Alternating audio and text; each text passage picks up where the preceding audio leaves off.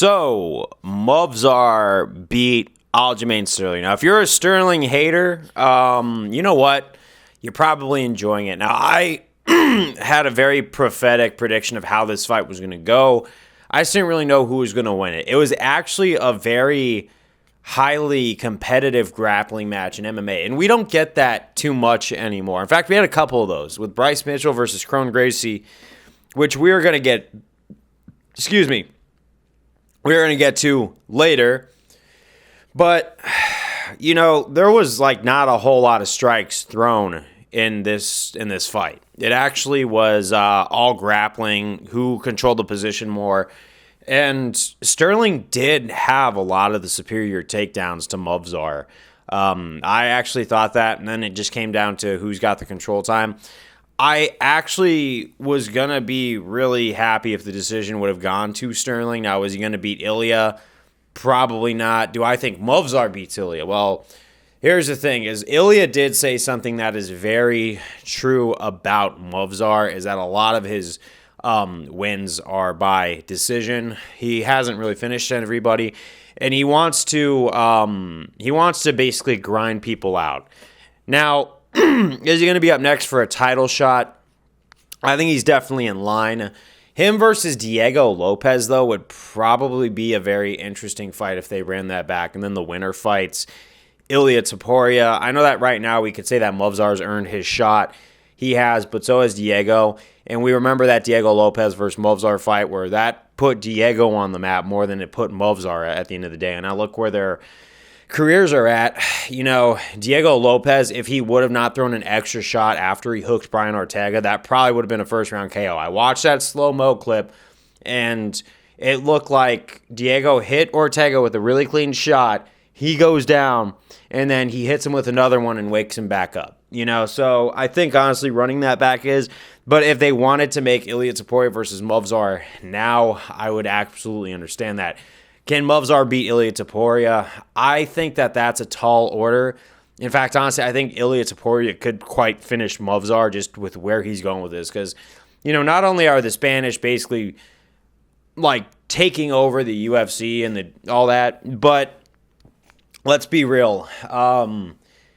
Ilya Topuria has been finishing Volkanovski and Holloway. I think he's going to finish Volkanovski again if they were to fight again, and it would just not be fair. I honestly don't know why they're doing Volk like this. I think they're just like, Volk always takes the hardest fights, though. So if he loses to Topuria again, which he probably will, you got to really give him credit. But Ilya Topuria is just tearing through the guys that were the top of the division for the longest time. And he always was that shadow looming over that said, I could beat these dudes. Now, I believe what he says about Movsar, where he's like, this guy's just done a lot of decisions. A lot of them are split. Look who I finished. I actually could highly understand that. Now, is Movsar going to be a different style? Yes, I think that he hasn't fought a wrestler like Movsar. But how good is Ilya Topuria's jiu-jitsu from the bottom, too? Because if he does some work like that with Ilya, you know, from the bottom with Movsar on top of him, and he's really good in that realm, we've seen him fight a lot of strikers and show just how good he is on the feet. We'll have to see his takedown defense. You know, he might not even want to go to the ground with Movsar. He might just keep it standing and keep it in the realm that we know he could shine in. But it could also be another thing where Ilya Topuria goes to the ground willingly with Movsar or takes him down and beats him in his own realm. And he'd be like that UFC character you have on your UFC career mode in your game where you're like, no, I want to knock out the strikers. I want to out grapple and submit the grapplers, right? That might be Ilya Topuria if this fight goes through. So, you know, honestly, if they go with that thing over that, you know, if they go with Movsar versus Topuria over Lopez versus Topuria, which I think is probably the more logical one because Movsar did beat Lopez, and even though I don't really think Movsar has beaten Brian Ortega, he hasn't beaten Volkanovski. Did he fight Josh Emmett? I don't think so.